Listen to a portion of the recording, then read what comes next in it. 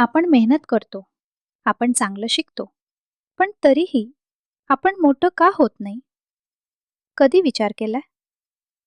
आपल्याला लहानपणापासून खूप काही शिकवलं जातं. बाहेर जाऊ नको, धोका आहे. रिस्क घेऊ नको, सेफ राहा. 90% नाही मिळाले तर काहीच नाही. हे सगळं चुकीचं नाही, पण ह्याच गोष्टी नकळत आपल्याला थांबवत असतात. आणि एक गोष्ट स्पष्ट सांगतो, आई बाबा चुकीचे नाही. त्यांनी जे शिकवलं ते त्यांच्या काळात योग्य होतं. पण आजचा काळ बदललाय.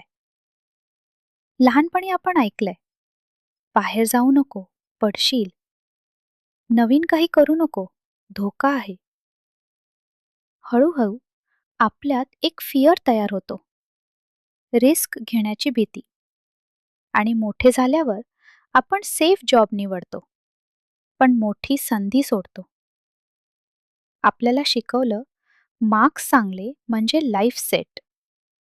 पण कोणी शिकवलं का कम्युनिकेशन स्किल्स, मनी स्किल्स, कॉन्फिडन्स? रिझल्ट काय? डिग्री आहे पण डिरेक्शन नाही.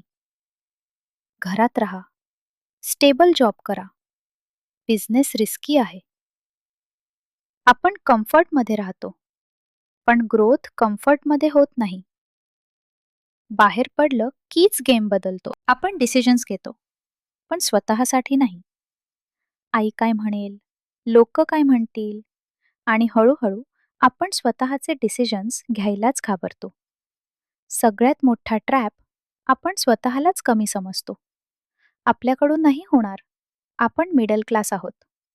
पण खरं सांगू, मोठं होण्यासाठी बॅकग्राऊंड लागत नाही, माइंडसेट लागतो.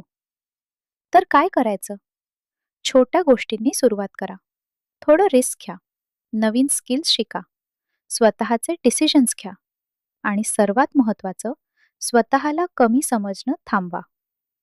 आपण मागे नाही, आपण फक्त थांबलो आहोत. एकदा चालायला सुरुवात केली तर आपण कुठेही पोहोचू शकतो. असेच रिअल टॉपिकसाठी चॅनल सबस्क्राईब करा आणि हा व्हिडिओ त्या मित्राला पाठवा जो खूप पोटेन्शियल असूनही स्वतःला थांबवतो.